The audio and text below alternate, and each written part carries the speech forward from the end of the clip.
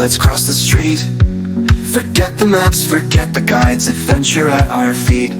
Travel with Comics, she knows all the rides. No matter where the road goes, she'll be by your side. Comics, oh Comics, we're flying through the sights. When you're hungry during rides, call Comics for bites. Hi mga Kamegs! Kumusta? So for today's video mga Kamegs, we're going to celebrate we're going to celebrate Father's Day kina Mr. and Mrs. Patterson. And of course, dadalhin ko kayo doon. At before that mga Kamegs, ay pupunta muna tayo sa Bunnings kasi bibili tayo ng halaman or anything na pwede niyang itanim. Because again, Mr. Patterson likes to plant. So let's go! Comics, oh Comics, let's cross the street. So, andito na tayo mga Kamegs. Ayan, ang laki ng, diba, ang laki ng name. So, sa hindi nakakaalam sa inyo mga Kamegs, yung Bunnings, andito lahat. Yung gamit na need nyo sa bahay, yung mga halaman na gusto nyo sa bahay, indoor and outdoor, yung mga ganon. Tapos, mas cheaper siya mga Kamegs. Tsaka marami silang item dito kaysa sa ibang store.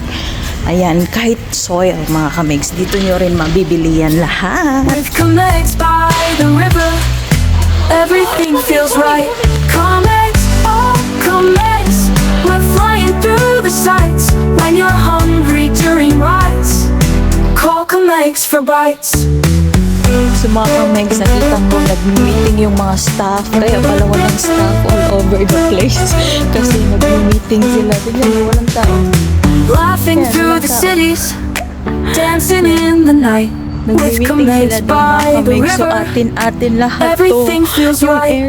Comics, oh Comics, we're flying through the sights. When you're hungry during rides, call Comics for bites. Forget the maps, forget the guides. With Comics, life's a glide. Oh Comics, adventure on our side.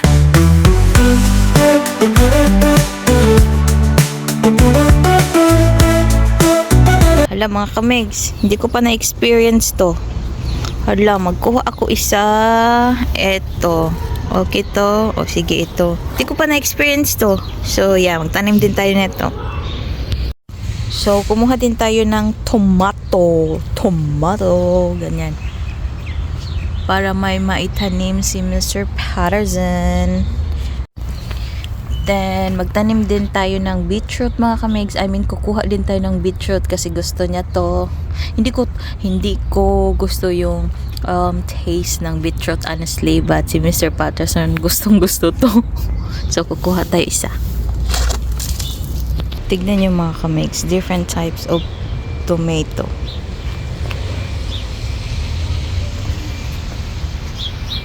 Yan. Meron din dito. See, dito ko na rin to nalaman mga Kamegs. Akala ko yung tomato, yung sa atin lang, yung maliliit ba, kahit green, pwede nang kainit. Dito mga Kamegs, mas tasty pala talaga pag hinog yung tomato. Ayan. Tapos dito mga Kamegs, ang tawag nila, tomato.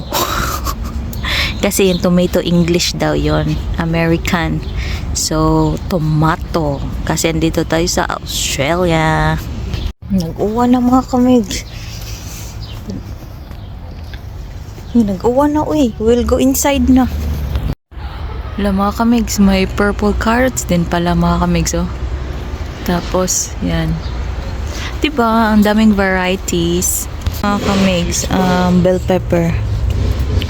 Pero awa, different sad variety. Candy cane chocolate cherry. Bongga. So, bumili din ako mga Kamegs ng gerbera para kay Mrs. Patterson. Hindi lang kay Mr. Patterson but for Mrs. Patterson. So, yan. Na ang kinuha ko na color mga Kamegs ay pink. So, ito na.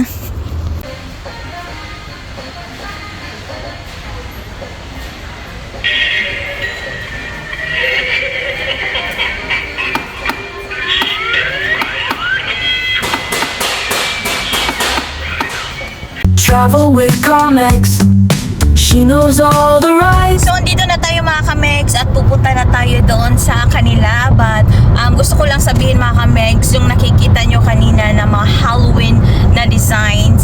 Dito sa Australia mga kamegs, yung Halloween nila is October 31. So, yung sa atin, nagpapaparty-party tayo mga November 1, right? Sa kanila, October 31. Ayan, kung sa Filipino pa din mga kamegs, when it comes sa Burmans na gani mga kamegs, di ba some of our bahay sa Philippines ay nagde-decorate na ng Pasko. So, sa kanila naman mga kamegs, September, nagde-decorate sila ng para sa Halloween. So, ganun. No matter where the road goes, she'll be by your side. Comex, oh Comex, we're That's the city mga kamegs. That's Melbourne. Yan. So pretty. Pero hindi tayo pupunta dyan. Liliko tayo. But it's so pretty. flying through the sights when you're hungry during rides. Call Comex for bites. Laughing through the cities, dancing in the night with Comex by the river. Everything feels right. Comex, oh Comex, we're flying through the sights when you're hungry during rides. Call Comex. How are you? Hello, I'm good. I'll have to get up. How are you? Good, thank you. Good. I have something for you. Oh, beautiful. Yeah. I received the card already and it's very pretty.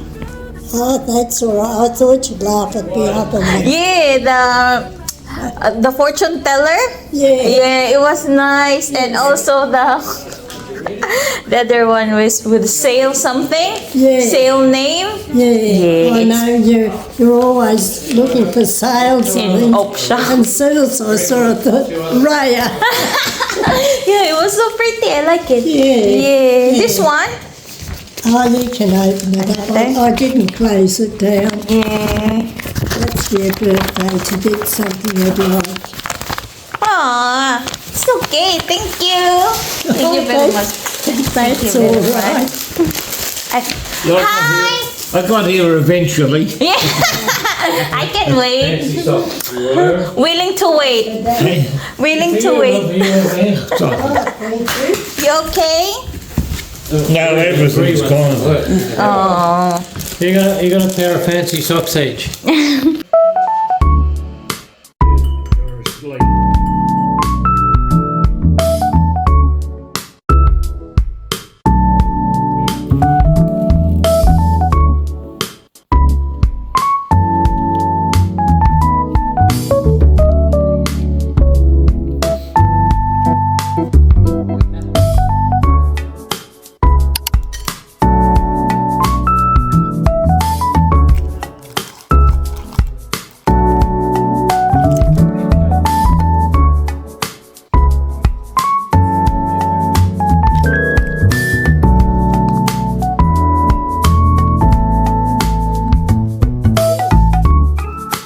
So yun na mga kamegs, pauwi na kami and look, sobrang traffic.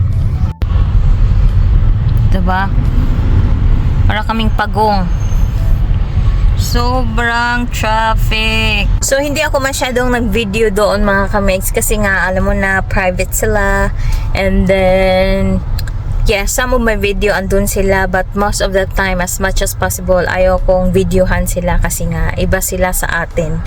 And then yeah, kumuha ako ng tanim, mga halaman para itanim ko din doon sa front garden natin mga kamegs. Ayan. So, ano pa ba yung ginawa namin? Oh my God, sobrang busog ko mga kamegs. Para akong nasusuka ngayon sa sobrang busog. Ulit man. So, gihorotanan pagkaonzay. And then, ano pa ba yung ginawa namin?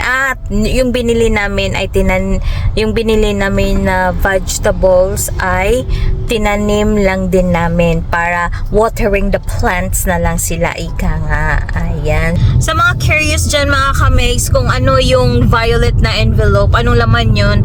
Noon is pera. Pera yung laman ng violet na envelope na binigay ni Mrs. Patterson, mga kamegs. Since binigyan niya ako ng anong tawag dito, card, birthday card nung birthday ko. So ngayon binigay niya yung pera. So honestly mga kamegs, every birthday ko nagbibigay talaga siya ng pera sa akin as a birthday gift. And again, alam niya na gustong gusto ko talaga yung op shop. So binigyan niya ako ng budget for my op shop. So yan yung nangyari natin for today's video.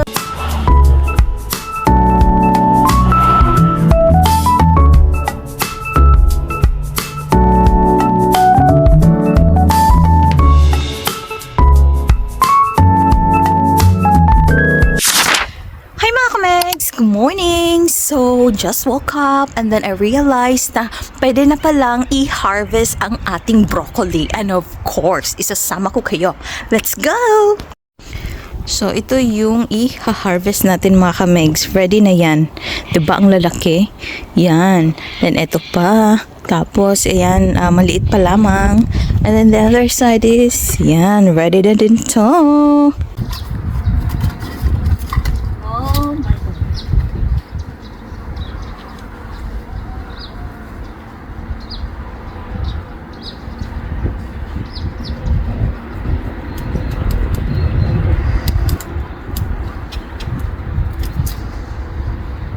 Show how big.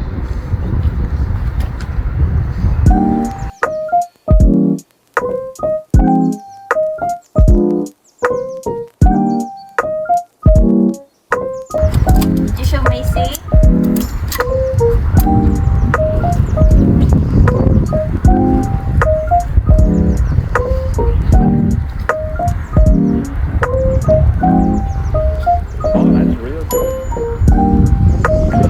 Coles $3.49 a kilo. Take to Woolworths $2.99 a kilo.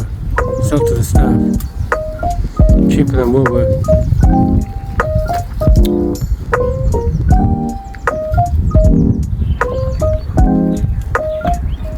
So, tatlo lang yung kinuha natin mga kamegs. Next is pupunta tayo doon sa peas. Ayan. So, marami din tayong peas. Na-destroy ito mga kamegs kasi sobrang hangin last week. Ayan.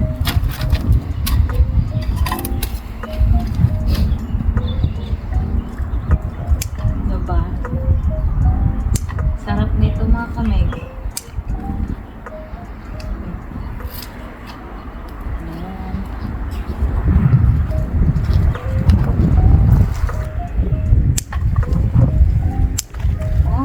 This is a lot.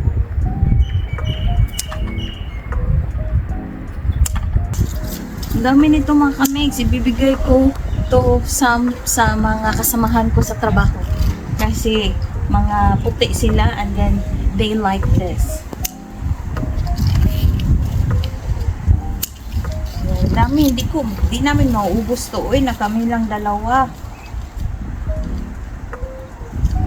Sharing is loving. Dami. Thank you, Lord. Magsi-spring na rin mga kamegs. So, pwede na tayong mag-start ng magtanim. Actually, yesterday mga kamegs, nagtanim ako ng yellow na capsicum. Yung binili natin doon sa Bunnings. So, tinanim ko na. Ayan. So, ito mga kamegs, 2 years na to. So, I hope this year makasurvive sila. Kasi again, pag winter, dapat patay na to lahat. But this winter, sana nakasurvive sila.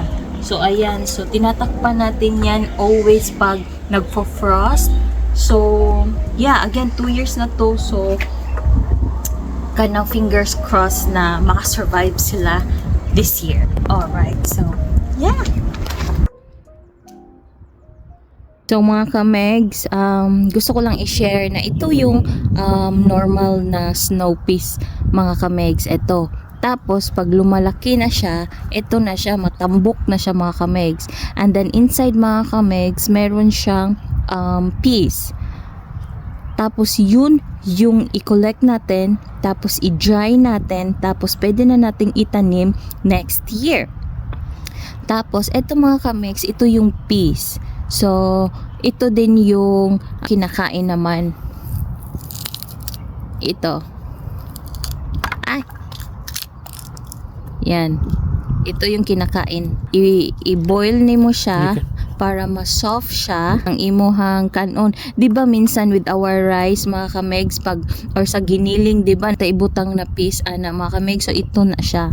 Nya kani siya mga kamegs, mo ni imong kanon the whole thing like nga neon na nimo siya mga kamegs, so kana nya imo na siyang i-sauteed baron ana ready to eat na after ma-sauteed.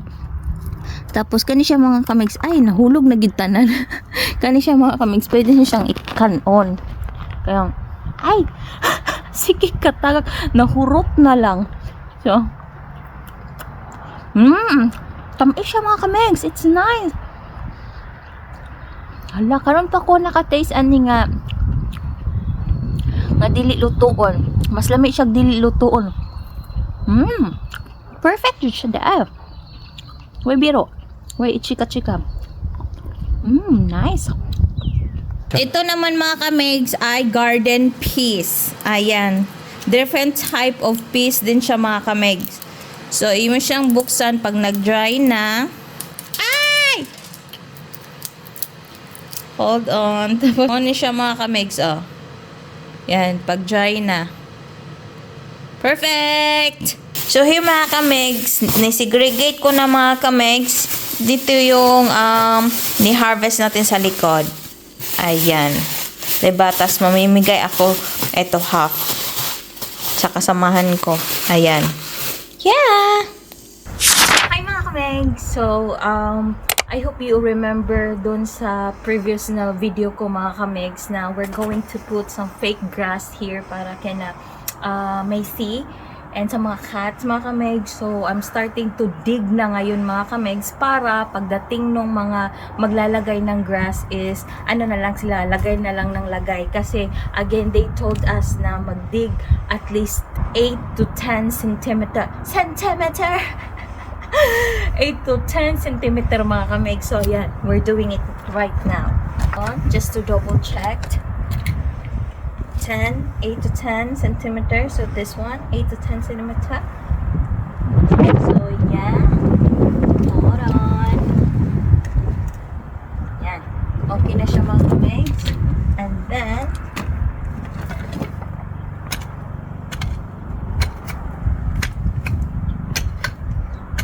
do is wait.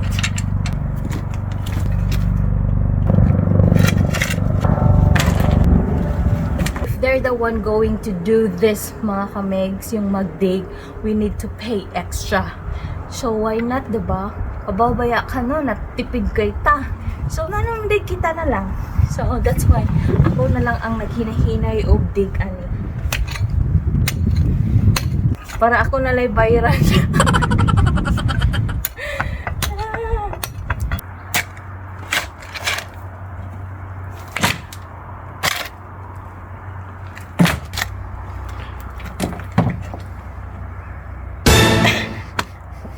Gusto ko pala ipakita sa inyo mga kamegs. Ito yung kahapon. Ako nagdig neto kahapon mga kamegs. Yan. So lahat to doon. Hinay-hinay lang. Mahuman rajud ni puhon. And then yeah. So right na mga kamegs ay natapos na natin yung pagdidig ng soil. Ayan. Tapos na ito. Ngayon naman ay magpo-prune tayo ng passion fruit. Like ganito mga kamegs, no? Mga kamegs. Ganito yung kukunin natin. Okay? So the best day or time or season na magpo-prune mga kamegs, it is spring. So since spring na tayo dito mga kamegs, pwede na natin i-prune ito. So again, naka-survive sila sa winter. Di ba ang strong ng passion fruit ko? Thank you, passion fruit. Ayan.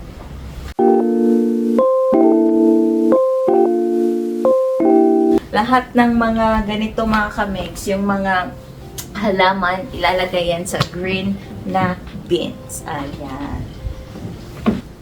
Today is a beautiful day. Oh my God, the sun is up.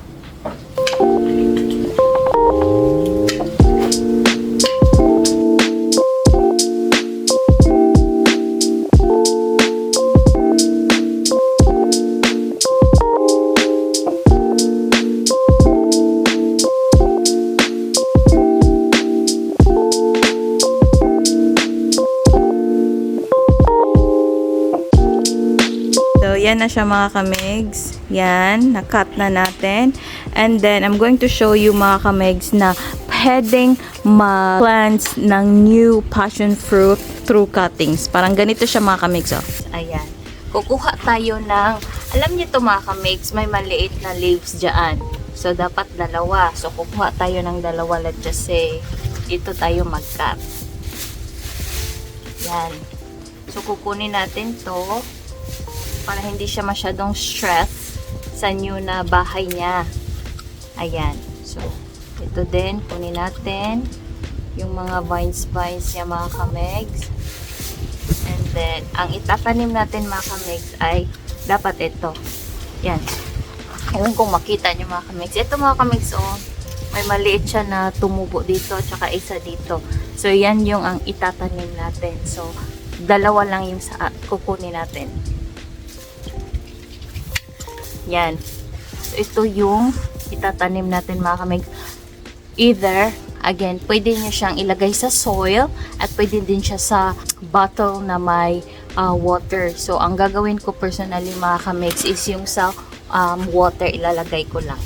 Ayan. So actually mga kamigs, yung passion fruit ko ay 3 taon na ito. Generally mga kamigs, they will last 3 to 5 years. That's why nag-decide ako na magpo-prune na lang at mag-save some of the passion fruit kasi in case na darating na yung panahon nila, so at least may backup na tayo. Ayan. So mga kamigs, kumuha na ako ng water, tapos ilalagay na natin to. Ayan. So kumuha lang ako ng 8 mga kamigs kasi kung if I need to prune more, meron pa naman, marami pa naman sila. So, yes. Ito lang siya mga kamigs. Ganito. Murag alugbati, rapod siya mga kamigs.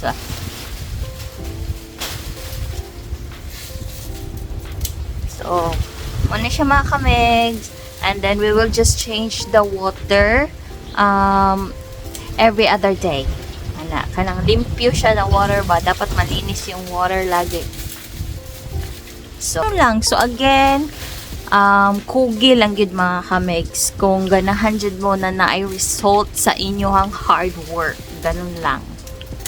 So, right now naman mga kamigs ay maglilinis tayo. So, since meron tayong bisita 2 weeks from now, so, I'm trying to rearrange everything here.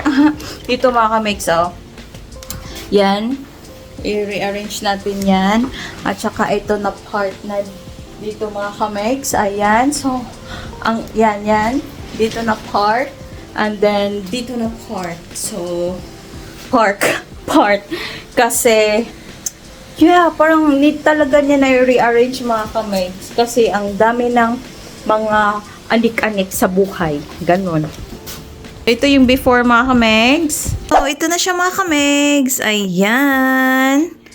O, diba? Kahit pa paano naging organized na siya mga kamigs. Tsaka yung floor natin mga kamig. Ay, ipipressure natin yan. Yan, water pressure. Ayan. So, lilinisan natin yan. And then, of course, mga kamigs, ito yung Jerusalem artichoke mga kamigs. Isang balde. Tsaka ito naman mga kamigs. Oh my God. Pumpkin natin since summer pa ito mga kamigs. Andito pa and still okay. Pwede nating i-roast yan. So, I don't know if this year magtatanim ulit ako ng ganito kasi nahirapan kaming umubos. Even if yung iba binigay na namin. So, still meron pa rin kaming pumpkin. Ito yung passion fruit na ni-pro natin. Ayan. So, yes mga kamigs, I actually took the video today kasi kahapon mga kamegs, nung naglinis ako, hindi ko na malaya, naglulobot na pala ako mga kamegs. And since umuulan, so tinapos ko na lang talaga lahat nung nasa beranda na iyan para to show you what's the result. And of course, hindi pwedeng isasali ko yung flower na ito mga kamegs. So,